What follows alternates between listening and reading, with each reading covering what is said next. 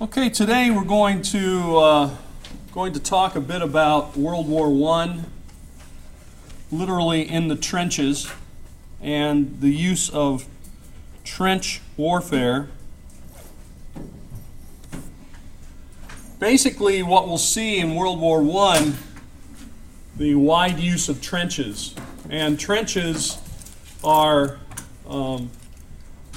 one thing we need to remember is that trenches give the advantage to the person on the defense. Defense, okay? Not offense. So here's a little diagram of the trench. Maybe what I'll do here might be a good idea is to make that a little bit bigger. Yeah. So if you allow me to do that on the fly, maybe we can see it better.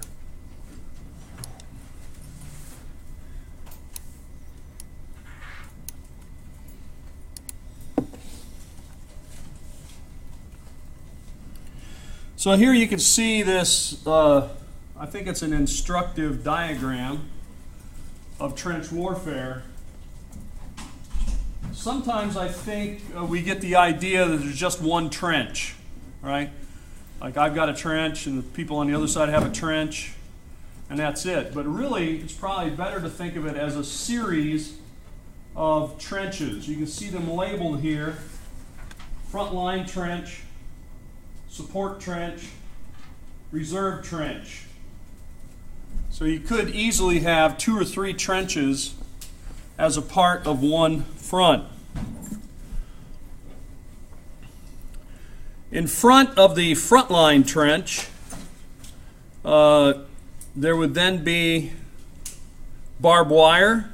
Barbed wire was rolled, big rolls of it, maybe 5 feet, 6 feet high in big rolls, so that when you would try to go through it, you couldn't really step over it. Since it was rolled, you couldn't really easily crawl through it, although sometimes people tried. They would take wire cutters and try to cut the wire, sort of push it back. That was probably your best way to get through it. Another possibility is, if you could take something and set it over the barbed wire, to block it, but that was hard to do. And then, of course, in front of that, there would be often landmines. Now then, the area, let's say beyond our barbed wire and landmines, until you get to the enemy's landmines and barbed wire and trenches, was a section of land usually called the no man's land. That was the name for it. Basically because nobody controlled it directly, and nobody could, be quite honest, nobody could stay out there very long. Basically, you're very vulnerable in that area. So here you see in this diagram troops trying to advance through the no man's land. The other thing you'll notice here all over the diagram are things that look like holes or little lakes. Those are actually craters left from shells. The shelling of the very large shells would leave depressions or craters in the ground. Sometimes those filled with water if it was raining. That meant that the whole area was very muddy. You could get stuck in the mud. So you see these guys have made it through, and now they are approaching the barbed wire. And potentially there's some landmines there too. If they do make it through that, then of course, the other thing to remember is along here, these are fortified. And take a look back there. There's a concrete blockhouse back here. That concrete blockhouse has a machine gun nest in it. It's usually what it's called, a machine gun nest or a gun nest. And that's where they would shoot. And of course they have it raised so that they can shoot down onto the no man's land.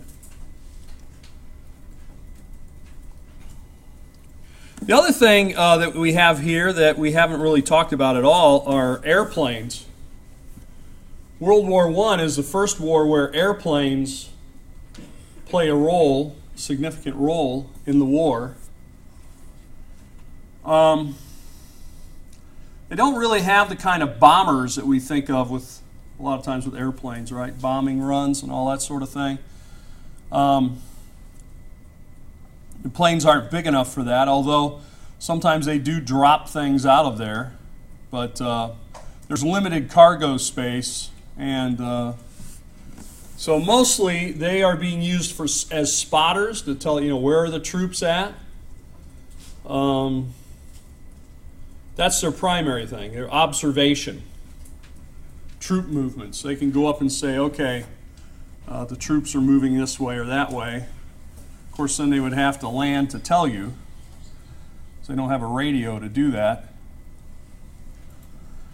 And, of course, World War I is famous for its aerial warfare, but mostly the aerial fighting is between airplanes. These are bi-wing planes, and the fighting then is what comes to be called as dog fighting. Sometimes it's called dog fights, where they have a gun mounted and the pilot can shoot the gun. Sometimes the pilot has to manually shoot the gun. It's mounted, usually it's mounted on the front. One of the problems they had is sometimes they would shoot off their own propeller. That's not a good thing. And they will have to work on that mechanism. Eventually a mechanism will be devised that will allow the gun to shoot between the propellers. But I don't think that comes in until after World War I. Okay, so this can be used, it could transport somebody, but you're not going to transport many. You can only put a couple people in the plane. And of course you need somebody to fly it, so you're not transporting many. Mostly it's observation. Now way in the back here,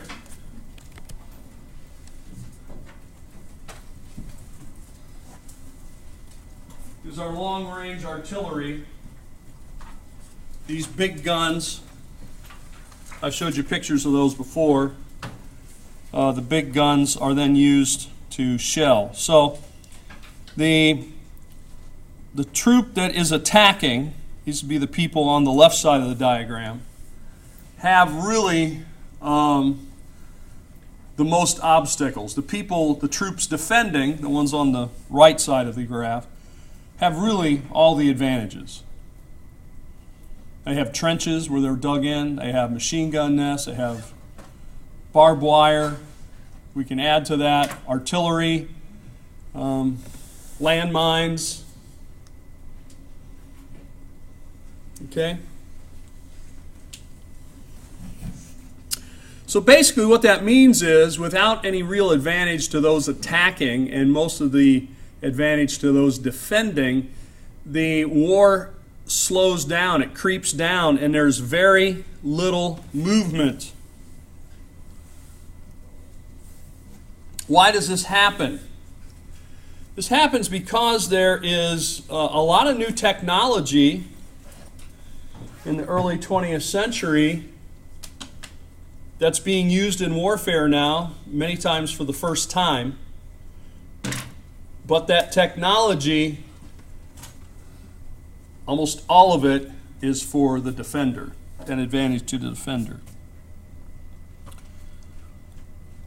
Now, of course, this was not what anyone had really anticipated. No one anticipated that war would slow down like this. No one anticipated that technology would be used in this way. That's the thing about technology, even technology of today, which we have amazing things, right? All in your smartphone, the apps and so forth, all the different things that you can do. GPS, you can figure out where you are, where to go. People are always telling me where to go. You can find things. You can communicate. But all the same things that we might say could be used for good. For example, I just went to training this morning for CPR training.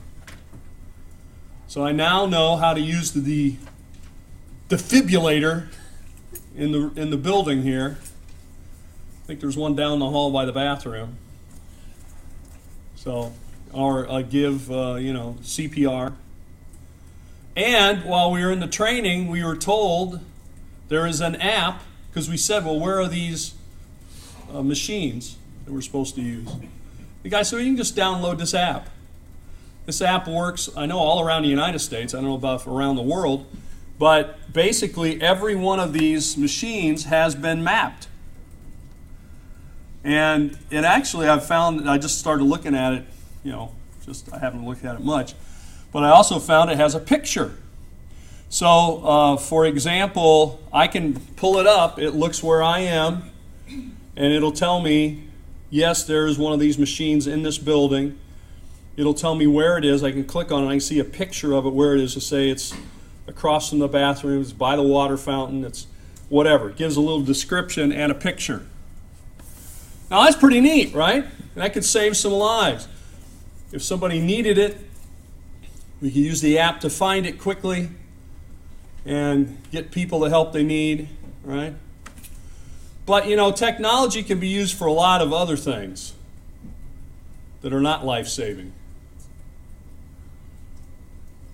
A lot of crimes. How about using GPS to stalk people or, kill people or terrorize people? That's the way it's being used, unfortunately. So, technology, I like to think that most technology is neutral in how it is used. It's people using whatever it is, could be used for something good or bad, right? Just say in my kitchen I've got a knife. I can use it to prepare a meal. You could also use the same knife to hurt somebody.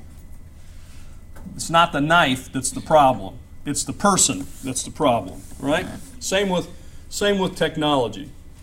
It's people that create the problems. Well, the technology here that had developed in the late 19th century, early 20th century had not really been tested in war and really had not been designed for war. But of course, it's going to be used in war. Barbed wire, classic example, developed here in the United States, I think I told you, is developed out in the western part of the United States. Big open prairies out there, right? People raising cattle and other people start bringing sheep out there. The cattle farmers and the sheep farmers don't get along. If you don't know that, go watch some old westerns, you'll find out. Why? Because the sheep will eat the grass all the way to the ground. So the cattle farmers don't like the sheep coming in because they say the sheep kills off the grass and there's nothing left for the cattle. So they want to keep the sheep out of the cattle territory. And so for the first time then, they begin to divide. It's not an open range, not open fields. They begin to divide it up and put up fences. The fences that are derived to be put up are barbed wire. That's so if a sheep gets close to it, or a cow, or a person, it pokes them. And they decide, I'm not going to go that way.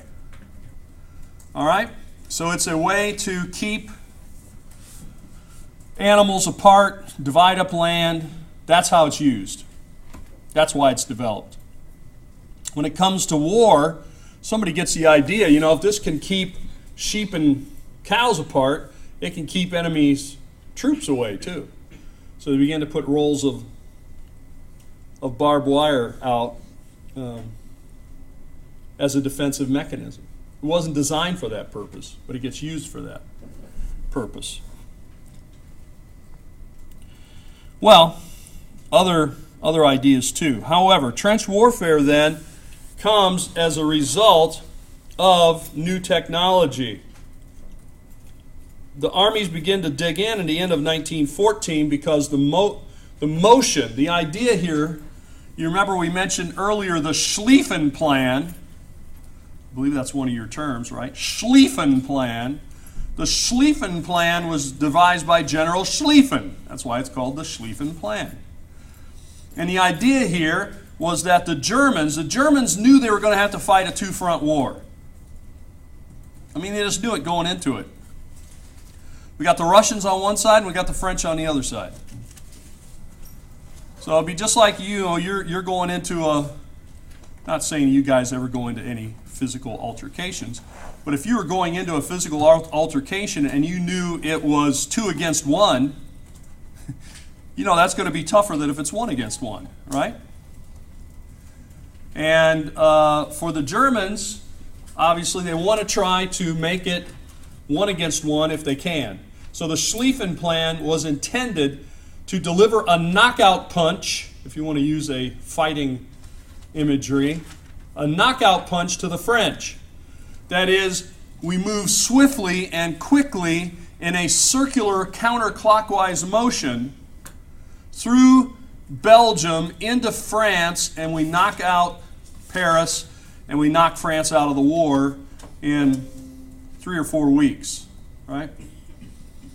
Then, since Russia is so big, it's going to take them 3 or 4 weeks to really get everything together and start marching towards us. And by that time, we've already knocked France out, and we can pull all our forces against the Russians. That was the plan, okay? I'm not saying it was a bad plan. I think it was a good plan. But what it did not anticipate was trench warfare. Once the French had more resistance than the Germans thought they would have, and they stopped the movement, then the French began to dig trenches. They began to dig in. Once they began to dig in, well, then we're going to see everything stops. So we call this a stalemate. And that happens pretty quickly from 1915 to 1917.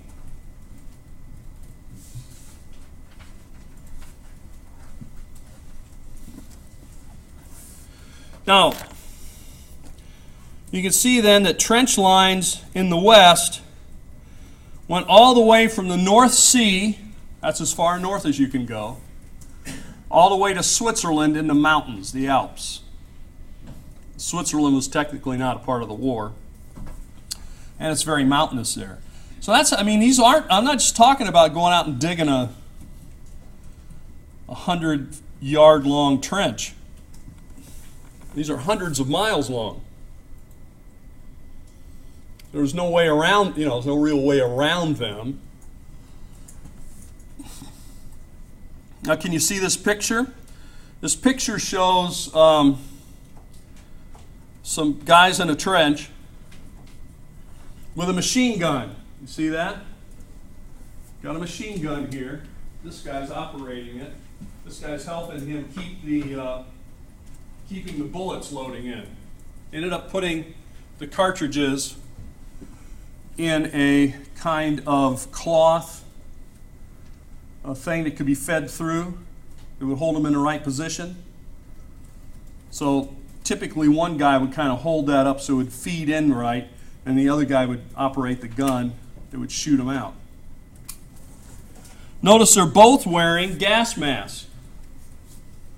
Those are the kind of gas masks they had at that time. Came all the way around the face. Had 2 little circles here to see out of. That's because of another thing we've mentioned earlier but have not mentioned here yet, and that's poison gas. Typically called mustard gas. Mustard gas would be released usually through a canister, a little can.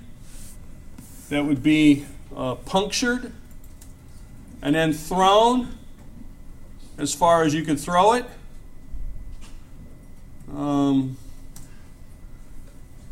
One thing it's good to check before you release it is which way is the wind blowing, because that's the way it's dispersed, is just by airflow.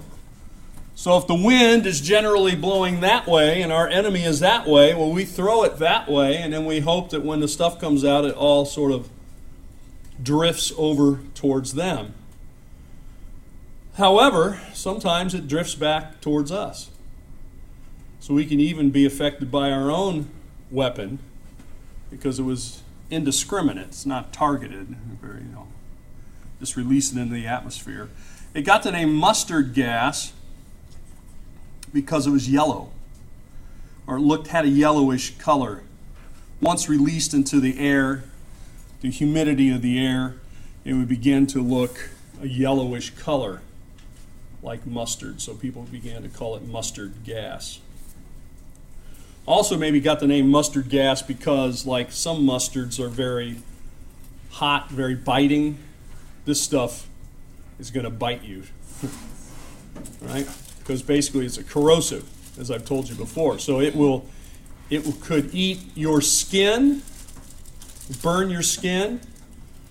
The parts of you that are very vulnerable would be your eyes, your nose, the membranes in your nose and your eyes, your mouth, down your throat, and of course your lungs. And that's really the way it's effective, is it actually burns your lungs and makes it difficult for you to breathe until finally you pass out and die. What were those little tubes connected to? Which little tubes? The little tube that's coming out of his mask. Do they have This one? Well, they had little canisters. Yeah, I don't know if maybe he doesn't have his on yet. But they have a little canister with a rubber hose that's supposed to filter the air. So what he might have here is he doesn't have that part on yet because he doesn't think there's any mustard gas around. But it might take him a while to get the mask on, so he has the mask on. He can attach the canister quickly. Because the canister, I don't know how long it will last, but it doesn't last indefinitely. It's basically kind of like a charcoal filter kind of thing. It's a filter where you breathe in and you suck the air through that, and it takes out some of the chemicals. Yeah, it's pretty rudimentary, and any exposed skin was vulnerable. So you'll see these guys are wearing long sleeves. You can burn any exposed skin. Or if it's thick enough and your clothes are thin enough, it makes it throw up? yeah, it'll make you throw up as well. Well, it's nasty stuff. You don't want. This is why, for example, if you have cleaners, I always tell people this as a warning. Not that you guys maybe go around cleaning much, but if you do, at least from what I hear about the dorms, I don't know, I'm just joking, I don't hear anything. You don't want to mix bleach and ammonia. So some cleaning supplies are bleach-based and some are ammonia-based. If you mix the two together, you essentially get a poison gas. So keep that in mind. If you do it, you'll notice it very quickly. Okay? There won't be any mistake. I remember I worked for many years in a grocery store when I was in college, when I was in high school, and I would have to clean pans and different things that we were using to put meat out in the cases and things. I had to clean all that stuff. Well, what would happen is if I got started cleaning it and then I got busy doing something else and then I came back, but in the meantime, one of the other guys there decided he would clean. If one guy cleans with ammonia and the other guy cleans with bleach, that happened one night. Seems to me I usually use bleach and this other guy usually used ammonia. And so I didn't know he had put the ammonia in, and then I poured the bleach in. Yeah, it doesn't take long. You clear the area pretty fast. It's nasty stuff. So just keep that in mind. That's usually happens in, like you're cleaning the bathroom or cleaning the kitchen. That's usually where you're using that kind of stuff, where you might mix them. So my recommendation, do not mix them. How's that? No, I'm not teaching you how to make poison gas. I'm giving you a safety instruction to avoid it. On how to make it. Oh, no, on how to avoid it. On how to make it. Yeah, okay. Well, I know. When the trial comes, that's probably what they'll say. So don't do it. That's what I'm saying. How about your bird? The Birdman of Alcatraz. Well, prerequisites for trench warfare. If we think about it, why hadn't this happened before? Why is it happening now?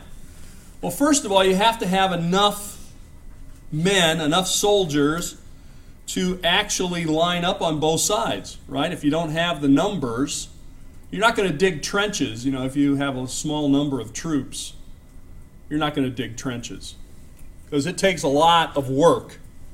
It'll take a lot of hours for somebody to dig these trenches, right?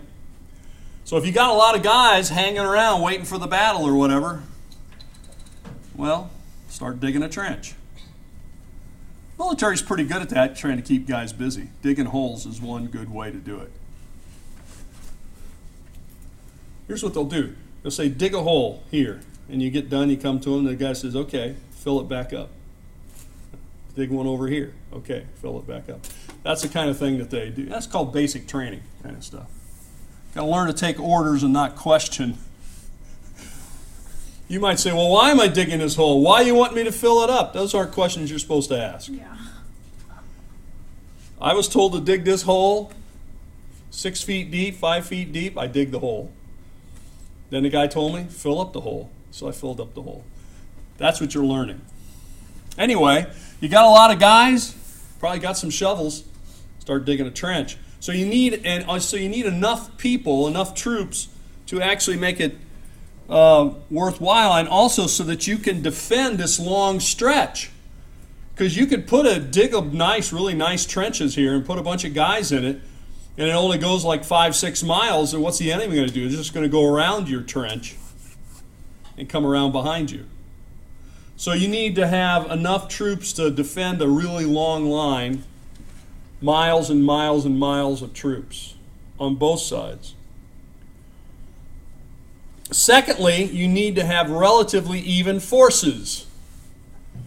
Perhaps some of this stuff goes without saying, but to think about it, we need to both have fairly equivalent number of troops, fairly equivalent in our weaponry.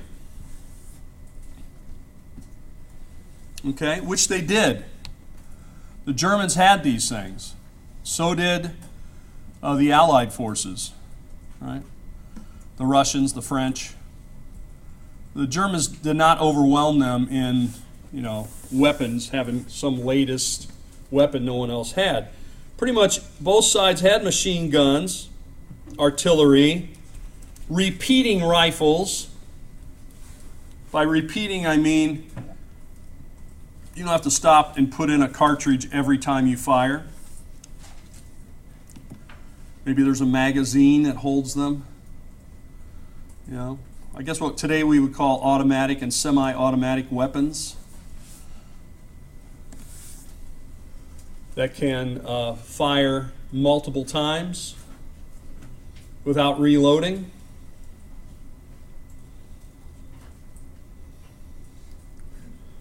And you see, when we don't have this situation,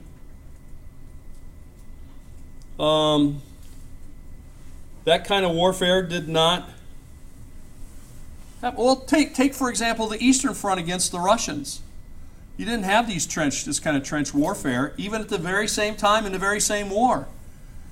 In the East, the Germans fighting the Russians, too long of border for trenches, really. Unevenly matched on manpower, Trenches never developed.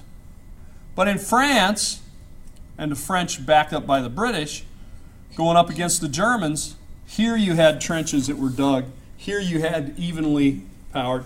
So, I think it's worthwhile to consider the trench warfare. Why did it happen, where it happened, and when it happened?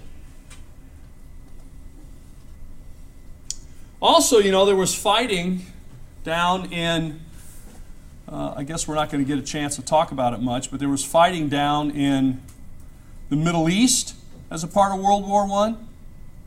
Lawrence of Arabia, who takes the the Arab people, and tries to build them into a branch of the British military, so to speak, to fight against the Ottomans. Because remember, the Ottomans were on the German side. No trenches down there. We're not, there's too big a space with too few people fighting to have anything like a trench warfare take place. That's a very interesting part of the war that I have studied. Lawrence of Arabia, a very interesting person.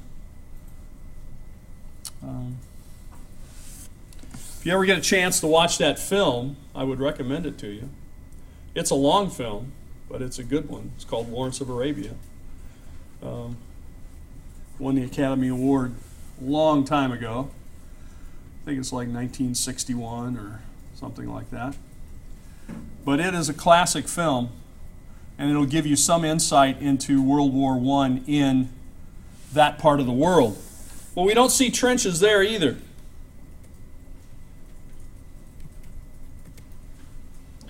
Well, where did trenches develop? The one place they did develop was at Gallipoli. We've not talked much about the Battle of Gallipoli. This was an important battle, fought in what today would be Turkey, near the coast of the Dardanelles. I've been to that battlefield. It's very hilly. The water's down below and it rises way up to a steep area. So that was part of the problem. The troops were landing at an elevation quite low. So the defenders up at the top, the Turks, had a real advantage. You could shoot down, lob down shells onto people landing there. There is a movie called for that too. It's just called Gallipoli. It has what's his name in it? Mel Gibson. I think it's one of the first Mel Gibson films. It's about the Australian units that came to fight for, in the World War I for the British against the Ottomans. Anyway, Mel Gibson, yeah, that's the guy. Gallipoli. I would recommend that film to you to give you an idea of some trench warfare, because there you're going to see it. And you'll see that battle. But it also developed there. Italy.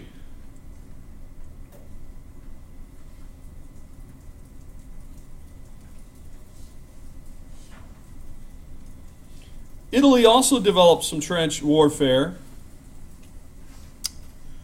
And so it does develop elsewhere. Now next I have up here a few terms, descriptors, that might help you understand. The first one is breakthrough. Breakthrough. This was what all the military leaders, part of the problem of World War I, and I think I mentioned this before, is that we had new technology. We did not have new techniques. Nobody really had a new technique. Most of the technology was on the defensive side. And so on the offense, we don't really have a new technique. What does that mean? That means we're going to fight the war the way we've always fought these wars. We're going to line our men up and they're going to move across the field and they're going to attack the enemy in his position and drive him back. So if you go back to, say, the time of Napoleon, that's exactly what would happen. There would be some artillery fire. They would be lined up in a big open field. Imagine our football stadium, right? On one side, one army, and on the other side, the other. We would fire off some artillery. We would shoot our guns. We would have fixed bayonets on the end of our guns. Eventually, we would rush the other enemy, fight hand to hand until the enemy surrendered or retreated, and we would claim the victory. We'll make it sound simple. There's still a lot of people dying, but that was the technique. But take a look at the technology. The artillery of Napoleon's time, 100 years earlier than this time, had very short range. The artillery of this time, very long range. We could fire off multiple rounds, thousands and thousands of rounds, which would not have happened in Napoleon's time. The other thing are the guns. Yes, Napoleon's men did have guns that fired, right? But you had to load each bullet. You had to load each bullet. If you've got to load each cartridge and bullet into your gun, you're not shooting as much. Not nearly as much. It also gives a lot of time in between while you're trying to load, but the other guy gets to shoot at you. Okay? So now we've got repeating rifles, they're called. Rifles that we don't have to load up each bullet into the end of the barrel or something like a musket or something, and actually it will come up into the chamber. All right? So we can fire off several rounds in a minute that way. Whereas before, you'd be lucky to fire off one round a minute. Probably not. I mean, you have to be very good at what you were doing to get one shot off per minute. Now, any guy could get off 10, 15 shots in a minute. No problem. Even if you got to pull the trigger each time. No problem. So breakthrough is the idea that old method was really going to work. Do you know how they did it? They basically had guys in those trenches, like I showed you. One of them would be the officer in charge of them. And the command would come to that officer, all right, your unit, Unit 12 or whatever you are, you're going to make a charge on the enemy position. And so I would say, all right, men, let's get in our position. And so we're all in the trenches. On my command, we go forward, right? I'd say charge or whatever, right? Let's go. And then you'd have to climb up out of that trench. You'd have to make it through our defenses, the barbed wire, potentially the landmines and anything else. Now you're out in no man's land. And you still got to keep charging. Meanwhile, the enemy's not just watching us, right? They've got machine guns up in emplacements and they're shooting at us. Maybe they're releasing mustard gas while this is happening too. I don't know, maybe. Let's say put on your gas mask. So you don't want to wear your gas mask all the time. They're very hot. They're sort of rubberized canvas, is what I think what they're made out of. Take canvas and infuse it with rubber to make it waterproof, or mostly waterproof. Very hot. Your visibility, I mean, you just had two little round glass, usually they're glass pieces in it to see out of. So it's very hot. Your visibility is low. You can't see as well. Could get fogged up in there too from your breath. That kind of thing. So, all right, so we go across there. Let's say there isn't any mustard gas. We keep going. Machine gun fire. Maybe we get some landmines. Maybe we hit some barbed wire. Now, how many of our, let's say we started off with 200 guys. How many guys make it into no man's land? 175, 180. How many make it across no man's land? Probably not too many. That means how many are left to try to storm the other guy's trench? 50? Maybe. And if we do make it that far, well, the other guys, of course, have guns, hand grenades. We haven't even talked about that. Bayonets. So what I'm saying is, it's not very effective. That's what I'm trying to say. And it doesn't take these guys too long, even though, let's say I'm not a military guy. I got drafted into this. I didn't sign up. I got drafted, and I'm here. It doesn't take me too long on the battlefield, like a few hours maybe, a couple of days, to see that this doesn't work. And I start talking to some of the other people. Any of you seen this work? How many times have we actually taken the other guy's trench? When we send 200 guys over, how many of them ever come back? Not very many. So that means that pretty much when you get this call to do this, it's a suicide order. The men know it. The officer knows it. So they start then having troubles getting the men to obey. This is why they teach you to dig a hole and fill it back up, and dig another hole and fill it back up. So you're not supposed to be questioning your orders, but when you see your friends, your relatives, your neighbors, and now it's your turn. All right, line up. Unit 12. We're going over the top. That's what they called it, going over the top. We're coming up and out of our trench, going over the top of the trench, and we're heading to their trench. That's what it was called, over the top. So the idea is that somehow if we could just break through, if we had enough men and enough guns, and we could break through that line in this one spot, then our men could force through there and we could change the whole tide of the war. That's what they were going to, and then we could have a war of motion again. We got to get past this war of stagnation, this war of stalemate. But that didn't really happen. And a lot of men died. Millions and millions. So here's the terms. Breakthrough. That's what everybody was hoping for, all the generals especially. No man's land. We already talked about that, between the trenches. Hindenburg Line.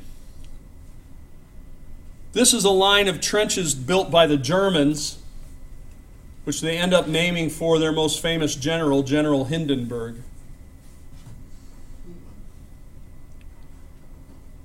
Paul von Hindenburg. You see his picture here on the right. He was a war hero for Germany in World War I. If you remember that famous Zeppelin that maybe you've heard a recording of it, burning up in New Jersey back in the "Oh, the Humanity," the guy says, right? It was called the Hindenburg. It was named for him. That's why I mention it. He's famous, and later he will become the president of Germany. In his older age, he'll be manipulated by a guy by the name of Adolf. Anyway, the Allies never developed trench construction to the same degree as the Germans, but they did improve their trenches during the war. The Germans were excellent at building trenches and trench warfare. And the French and the British got better.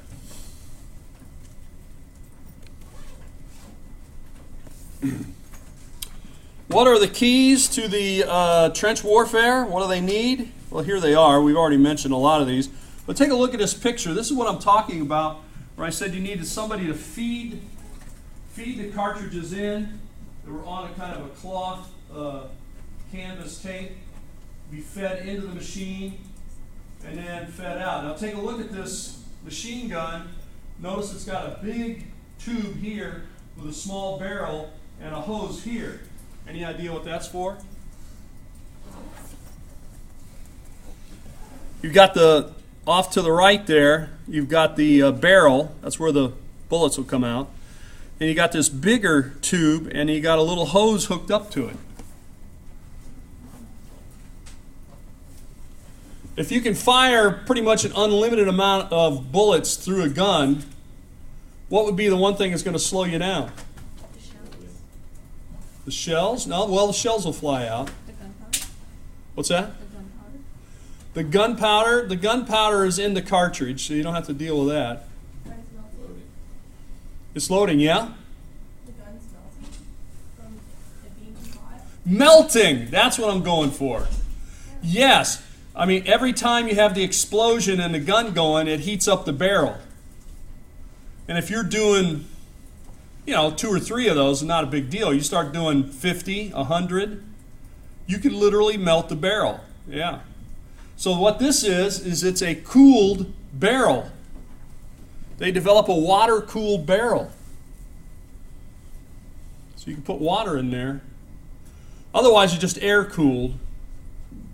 I mean, just air around the barrel cools it. But this way they put water in there. I think sometimes they even put like mineral oil in there to absorb the heat. Anyway, they put liquid in there to absorb the heat. And then they could drain it out and fill it again, if it got too hot. Well, anyway, you get the idea. Accurate breech-loading repeating rifle. Yeah, that's essential. That's different than a machine gun. Trench mortars. So, we got this big artillery shooting off, these big guns. But in our trench, we got mortar shells. Usually, maybe 2 feet high with a barrel on it. And typically how you do it is you take the shell, you drop it in the end of the barrel, it hits the end, boom, a pin hits it, poof, and it fires. So these were handy for the defenders because they were lightweight. You could move them from position to position. You could aim them just visually. You could see where it landed and move it a little bit. Raise it up a little to get a different angle. So yes, mortar shells are very effective. Field telephones. This was a first. To actually be able to send messages from one trench to another or from a commander to a trench over a wire. Now, what happened many times is that the wire got blown up or cut or something, and you would have to try to repair it. And they still had to send in messengers to run, they were called runners, that would run messages from the general to the front lines and so forth. Barbed wire, we've talked about that. Highly accurate artillery with high explosive shells. Yes, they had that.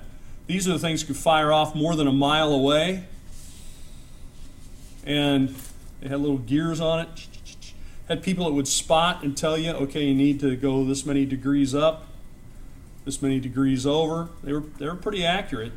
You could come in and fire your shells. Steel helmets. Here's something they didn't have before. Steel helmets did save some lives.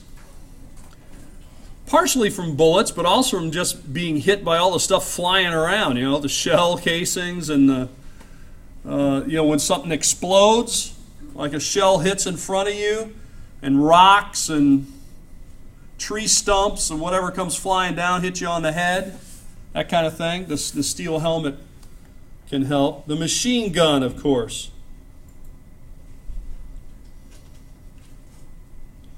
And we remember Charles Glidden, maybe in a way he would not want to be remembered, as the guy who invented barbed wire that was then used first for agricultural purposes, keep animals out of my cornfield, keep sheep away from the cow pasture, now being used on people. Keep people out of my trench.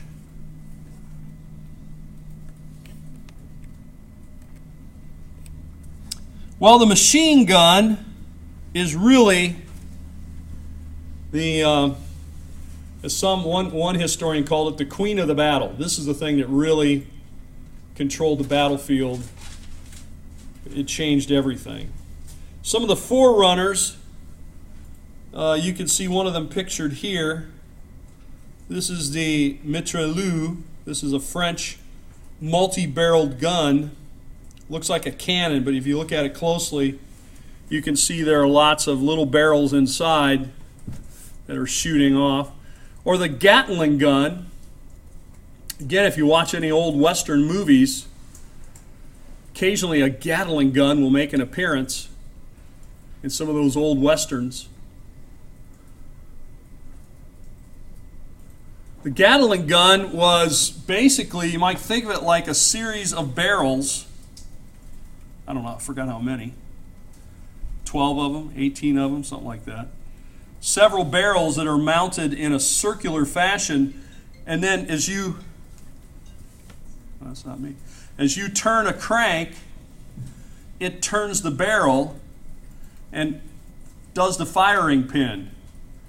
So you turn it, the firing pin goes, you keep turning it, the barrel rotates. Okay, so basically you're firing off in a series, I think 10 or 12 barrels with a crank. A couple of cranks, you can fire off 12 rounds, and again you have it loaded this way. So it is manually operated with a crank, but you're actually cranking barrels around. Kind of hard to describe, I guess, unless you've seen it. But it spins. The big barrel spins. You have little barrels there that fire. It was used in the Civil War, however, kind of developed late in the Civil War, so it didn't get used a lot. But these are the precursors, the forerunners to the machine gun. And I suppose if you wanted to see somewhat a precursor to World War I, would probably be the American Civil War. You know, the Europeans didn't really count that when they were thinking about their war and their tactics. The American Civil War was very different than, in many ways, than the war that was being fought, the wars that were being fought in Europe. So the first machine gun to see real battle was the Mitrailleuse, the French gun used in the Franco-Prussian War. You can see a picture of it here on the right. But the first war that had both sides equipped with a relatively large number of machine guns was the Russo-Japanese War that we didn't really talk about in here. That's Russia fighting the Japanese in 1904-1905. And in this case, the war was also mostly stalemated in the trenches. So, the technology's been developing. Some people haven't really noticed it. Certainly the generals who are devising their attack plans seem to be oblivious.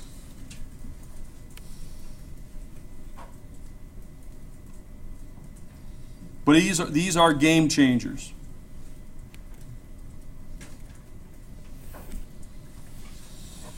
Well, a few other terms of trench warfare. Artillery doctrine. What is this? Well, this goes to the little strategy that they had. Here was the strategy that they had. Let's just imagine you are in these trenches and it's coming up to your turn to go over the top, right? So here's what we do. Commanders on both sides believed that they could break through if they used artillery. So what would they do? They would line up these very large artillery guns and they would begin to fire off about as fast as it could be loaded, miles and miles and miles of artillery. I mean, shells 3 feet high being loaded in packed in with gunpowder, fired. With a team, usually a team of about 4 or 5 guys. One or two of them to load, a couple of them to load. One to sort of operate the firing mechanism. Another one to sight it and adjust it. So I usually had 4 or 5 guys on this. But they just kept firing. And they would put them about every 20 feet or 20 yards.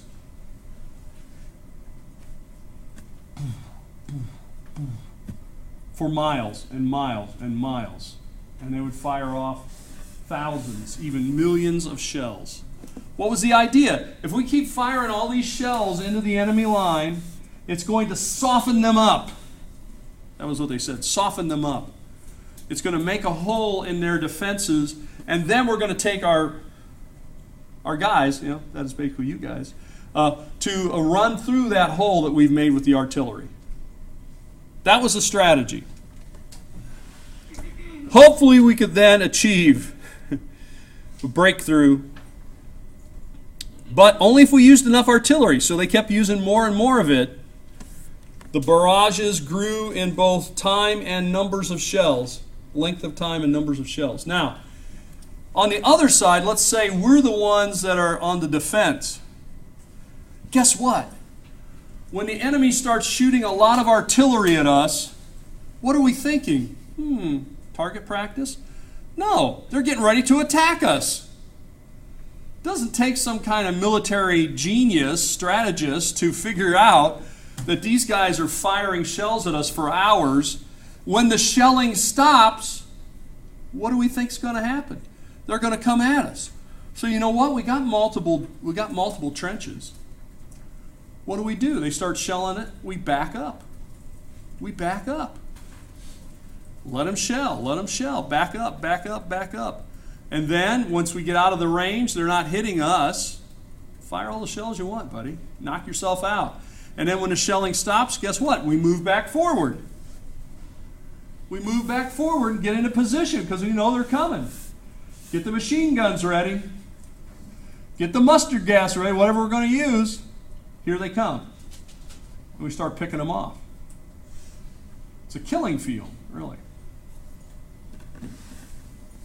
By the way, this use of artillery became so common and was happening for hours. Now imagine if you're on that front line and you got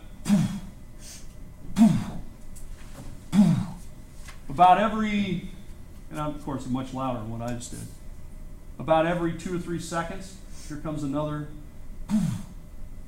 and then that's followed by a big explosion, maybe dirt and rocks and stuff flying, the earth shaking where you are, and you're worried every time it's going to hit you directly or indirectly. And that goes on for hours. You're going to get any sleep? Probably not. It had an effect. In fact, at the end of the war, or even during the war, it was recognized, what they called it at that time was being shell-shocked. You ever heard that word? Shell-shocked. And that's what they're talking about. These shells have been going off for hours, and this guy's been in battle, and he's experienced this, I don't know how many times, and now he just can't quite recover. Well, we got another name for it today, probably the same thing. Post-traumatic stress syndrome. PTSD, right? D? Disorder, yeah, that's it. Post-traumatic stress disorder. Yeah, not syndrome. So there it is, PTSD, but they didn't have a name for it back then. They called it shell shock. So when guys got out of the war, if they did survive, and a lot of them didn't, many of them had severe physical problems, like they've lost part of a leg or an arm or an eye. But others have a lot of mental problems, we might call it, or psychological problems. This was a devastating war. But it's this constant shelling, and every time, and you know it's coming. It's like, Is this going to be the one that gets me? Is this going to be the one that blows me up? And guess what? On the one hand, you want the shelling to end, but on the other hand, when the shelling ends, guess what? I got to run out there in the middle of nowhere and have people shooting at me with machine guns. So I sort of want it to stop, but on the other hand, as long as they're firing, I know I'm not out there in the open by myself. So that's over the top, see, down at the bottom, over the top. You guys probably use it for your acting, but you're over the top. But in this case, in World War I, it's something much more dangerous. Over the top of your own trench to head into an attack. 0 hour was the moment that you were supposed to go over the top. Usually, most of these guys had a whistle. The officer had a whistle, like a policeman's whistle. Small, but very loud and effective. They'd blow that whistle, and you were supposed to go up over the top. Here are guys in the process, climbing up out of the trench and going over the top. How many of those guys are still alive in a half an hour? Well, I don't know. Probably not many. Now, this is the kind of stuff, by the way, we talked about back when we talked about the home front, that there was censorship of newspapers and protests and things. This is the kind of stuff they don't want in the paper. They don't want in the paper that, Unit 12 from wherever was completely wiped out yesterday, going over the top of their trench in France, or say really accurate numbers. We have now lost, 6.5 million troops in France. They didn't want that kind of reporting. And, they could control it.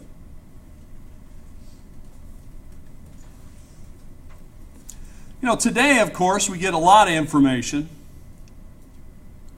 And so it's hard to control the message, right? Because everybody has their own video camera. They have their own still camera. They have their own upload. It used to be a big deal if a reporter got a satellite link and could send back a live report from somewhere. Let's say that there's something going on in the Middle East or whatever.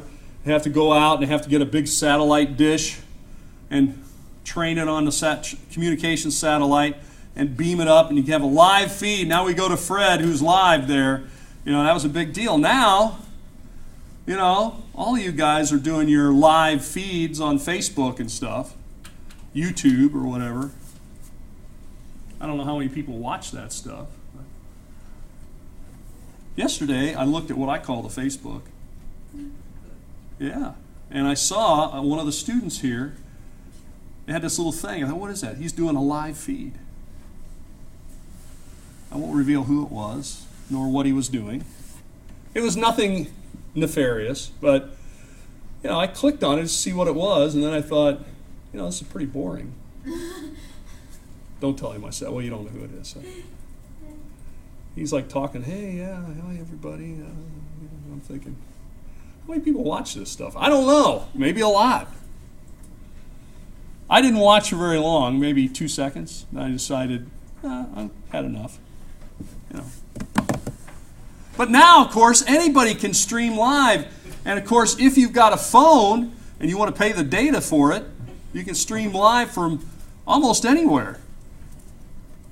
Now when I go to the Middle East, I can have this phone. I can be out in the middle of nowhere in Israel and I can make a phone call. I could do a live feed, I guess, if I wanted. From the dig site where I'm excavating. Here, you see our dig? Now, I don't know who's going to pay for all that data stuff, but it could be done. It's amazing. But then it could be controlled. Well, I want to take a look at a few of the big battles, trench warfare. And again, all this stuff is about 100 years ago. We're now in from 1918 to 2018. We're getting at the end of the war. For the past, say, 4 or 5 years, 4 years, people have been marking the anniversary, the centennial of this great war. Second Prise, 1915, first use of poison gas. Verdun. Verdun. If you want to remember one battle from World War I and look it up, it would be Verdun. It is the longest battle in all of history. The Battle of Verdun lasts for years. One battle for like a year and a half.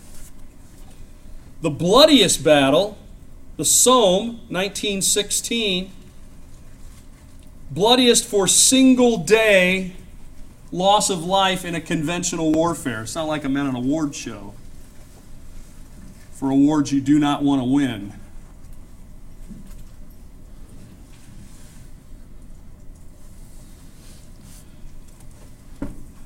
The Nivelle Offensive.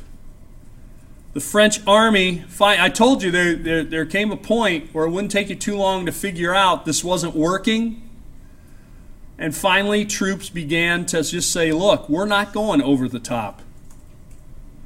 You want to line me up with a firing squad and shoot me? Go ahead. It would be easier death than what I'm going to face. And just as effective. That's what some of them would say. The last great trench battle was in 1917. And here is a picture of Verdun, at least as it's, I think, been colorized. I think they took the black and white photo and colorized it to give a little color to the sky and so forth. But, you know, France begins to look like a lunar landscape.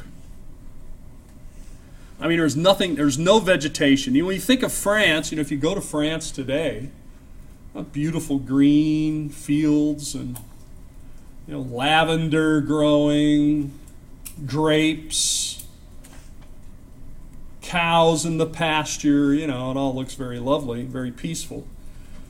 But all of that was destroyed by all the shelling. Every bush, every tree, every blade of grass, gone. Nothing but dirt and mud, crater holes.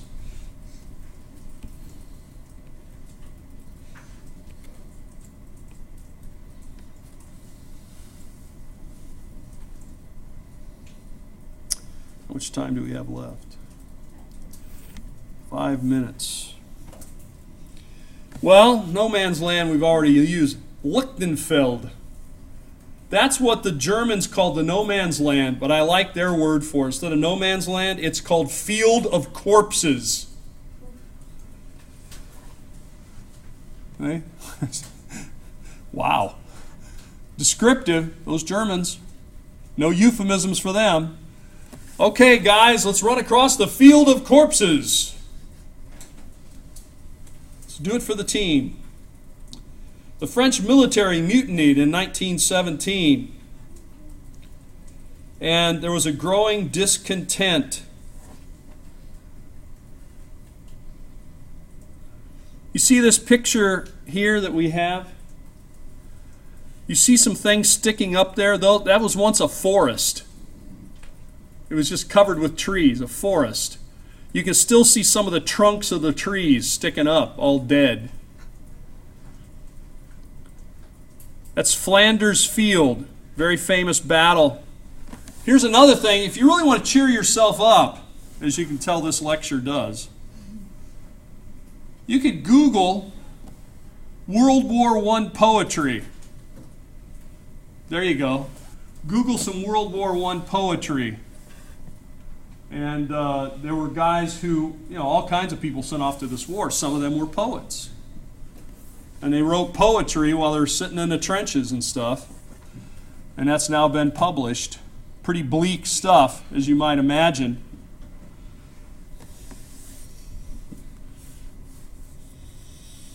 This war ended, we're coming up on the anniversary of it, right? This is November the 1st, November the 11th.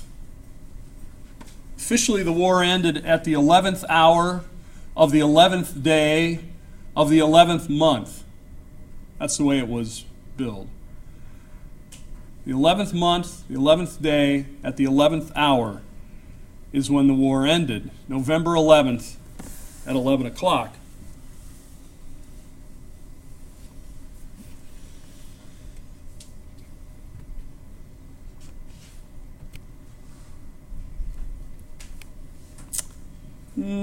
We've gone through some of these, but these are some of the big changes.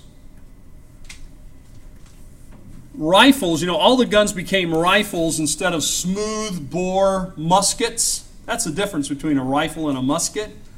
Sometimes you think any long gun is a rifle. Not necessarily so. Rifle has to do with what's inside the barrel. It has grooves on it in a spiral. Those are called rifling. So they're more accurate. Much like if I took a football here and I just took it like this and just threw it, flopping around, right? Not very accurate. But if I take the football and I spin it, put a spin on it, I can make it go a lot faster, a lot further, and a lot more accurate. Same way with a bullet. So basically the rifling inside the barrel gets the bullet spinning, much like a football. So it's going to go straighter, farther, faster, much more accurate. Breech loading instead of muzzle loading. Muzzle loading means you got to load down through the end of the barrel. Breech loading, you're loading down here. Probably most guns you have seen, if you've seen any, you're loading them in the breech. Metal cartridges. Metal cartridges is quite a development because it keeps safer, keeps the gunpowder dry, makes it easier to transport without them blowing up and things. And of course, probably all the bullets you've ever seen in movies or anything are all metal. They'll have metal casings. Brass, usually. Used to be, anyway. Rapid fire weapons, we've talked about that. And here's another one, smokeless powder. One of the big differences is that it used to be when that artillery went off, there was a huge cloud of smoke, which covered the battlefield and also blocked your vision with guns and stuff. Smokeless powder lets you see more accurately for longer. And so you no longer had that cover of the thing. You see this picture I put up here? That's not fog. That's gunpowder smoke. Smoke from cannons. So you can see how that could obscure your view and your enemy's view of you. You no longer have that. Your enemy can now see you better. You can see them better. Bottom line is, more people die. Well, it hasn't been a very uplifting hour or so, but I hope you have a better day and a better weekend. Take care.